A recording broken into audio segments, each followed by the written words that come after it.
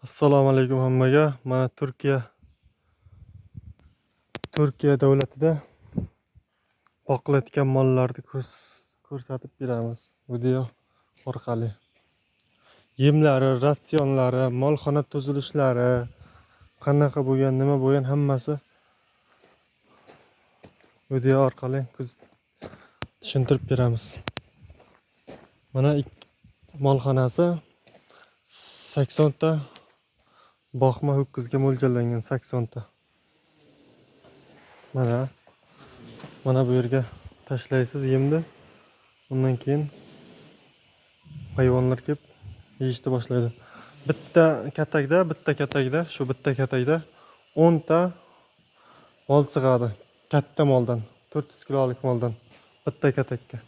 Bu 5 metr. Bitta moldiki 10 ta moldiki 5 metr. Mana shu yerdan boshlab, mana shu yergacha 5 metr joy. 5 metr joyga 10 ta mol sig'adi. Katta moldan. Hozir ikki xil mollar bor bu yerda. Kichkinalar bor, kattalar bor bu yerda. Ikkalasini tushuntirib beramiz. Mana ketdik. Mana usti tunuka bilan yopilgan, yozda, qishda shunaqa turadi. U yoqda darvoza bor, u yoqda darvozasi bor, bu yoqda darvozasi bor. Ikki taraf yopiladi qishda, yozda ochiq turadi. Mana mollar. Bular Angus.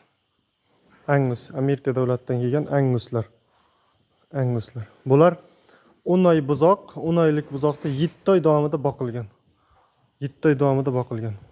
Angus sifatiga. Angus bor, keyin Greenfordlar bor. Oqboshlar bor. Greenfordlardan ko'ra Anguslar yaxshi boqishga. Mana bunaqa oqboshlar hech semirmaydi, hech go'shtga ham oz qiladi. Yaxshi emas bu mollar. Mana bunaqa Anguslar chotki. Mana bunaqa Anguslar chotki. Oldi qarang. Hozir pastlikda turibdi. Yarim metra. O'shanga kichkinaroq ko'rinyapti mol.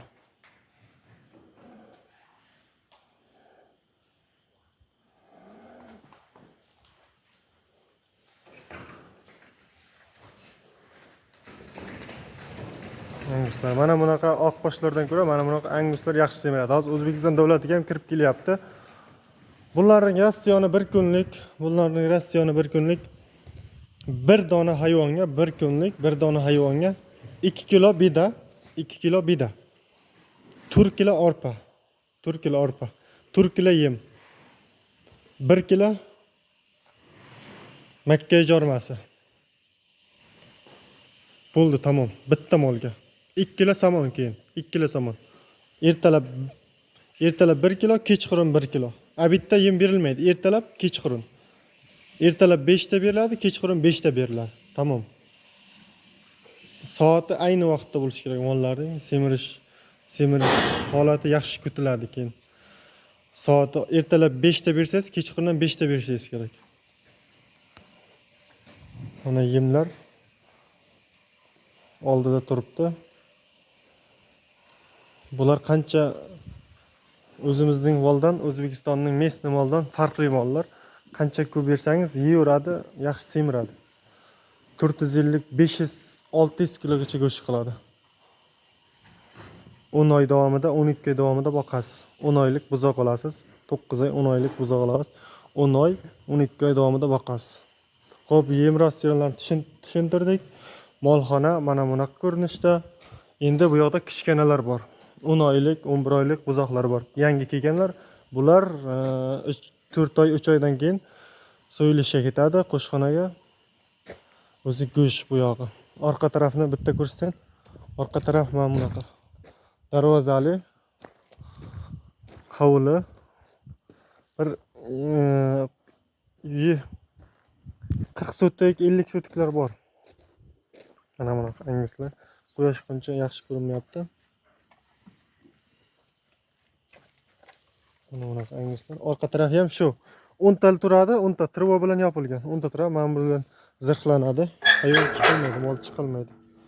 Mana bunday zirhlanadi. Har bittasining eshigi bor. Orqa taraf. Har bittasining eshigi bor. Orqa taraflari molxonaning. Agar ukkol-pukkol qilaman desangiz, men bu yoqdan joy qilingan. Mana shu yoqqa mollar olib keladi, bu yoqqa siqiladi, undan chiqaradi. Buni ochiladi, hammasi ochiladi buning. Zirhlangan turibdi. Qulib kalitda orqa taraf. Qishin yozin shu yerda yotadi. Mana samon joyi, samon soladigan, yem hashak, pomon solib qo'yadigan joyi. Novosli qilib yopgan. U yoqda yemxonamiz bor. Yemxonani bitta ko'rsatib o'taman. Hozir kichkina mollarni ko'rsatib o'tay. Undan so'ra yemxonani ko'rsatib o'taman. Bu yoqda samonlar bosganmiz. Kimlardir O'zbekistonda ichkariga bosadi, chiriydi dedi. Bu yoqda 6000 ta, 7000 ta samonni tashqariga bosib tashlagan, hech narsa qilmaydi.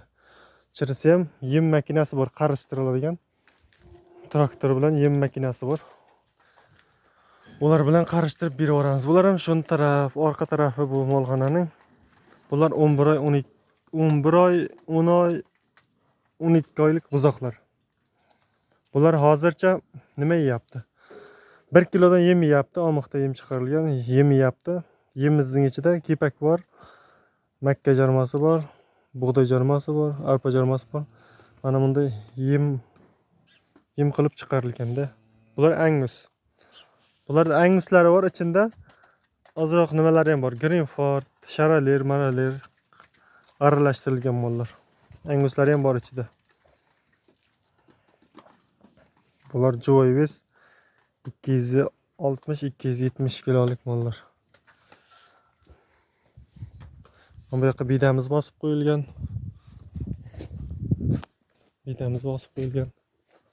Xo'sh, endi yemni ko'rsataman sizga. Mollar turishi. Mana somonxona.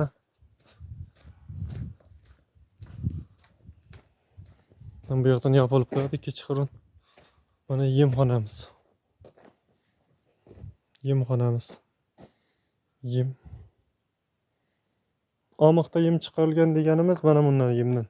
Mana shundan katta ho'kizlar 4 kilo edi. Boya kichkina ko'rsatganlarim 1 kilo edi kunlik. Keyin asasa 2 kiloga chiqartasiz. Yem.